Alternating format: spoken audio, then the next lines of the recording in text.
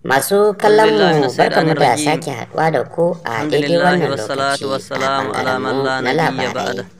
Wani jigon ɗan siyasa kuma sananne shahararre ya tona asirin yadda aka shigo da 'yan ta'adda tun a shekara ta 2015.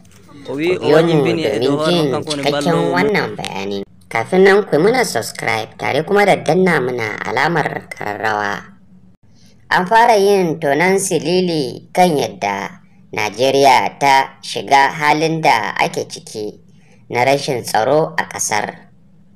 Abubakar Kawu Buraje, tsohon jigo a jam'iyyar APC mai mulki a ranar Litinin ɗin da ta gabata, ya gano asalin rashin tsaro da ake fama da shi a ƙasar nan tun bayan kwararowar Fulani daga kasashen makwabta kamar su Saliyo, Mali, Senegal, Nijar da kuma Chadi da aka kawo cikin kasar domin zaben shekara ta 2015. Ya bayyana haka ne a garin Ilori a wani bangare na gudanar da bukukuwan cikansa shekaru 70 a duniya.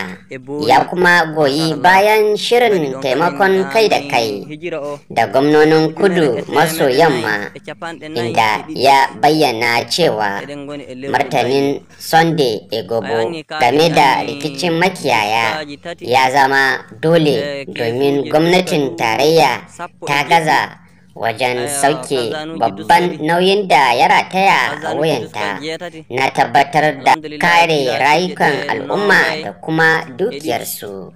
Ya ƙara yana cewa dangane da yunkurin da wasu gwamnonin jam'iyyar APC mai mulki suka yi na neman tsohon shugaban ƙasa Goodluck Jonathan, Brajen ya ce jam'iyya mai mulki ta ɓata lokaci ne kawai. Brajen, wanda ya taɓa riƙe mukamin sakataren jam'iyya na ƙasa kuma shugaban jam'iyyar PDP da ta ɓalle, ya ce Fulanin da ke haddasa fitina a ƙasar nan ba 'yan asalin Najeriya ba ne. Da ta dace muke yi kan yadda Fulani da muke zaune da su suka zama wata matsala kwatsam. Dole ne mu kuma tambaye yadda suka sami damar yin amfani da bindigogi, in ji tsohon shugaban jam'iyyar.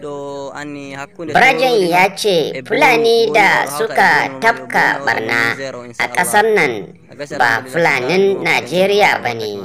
A cewarsa, kawo Fulani da ke haddasa matsalolin tsaro a ƙasa domin su taimaka wajen samun nasarar shekara ta 2015. Sai mu ce Allah ya tsare ya kuma kare mu.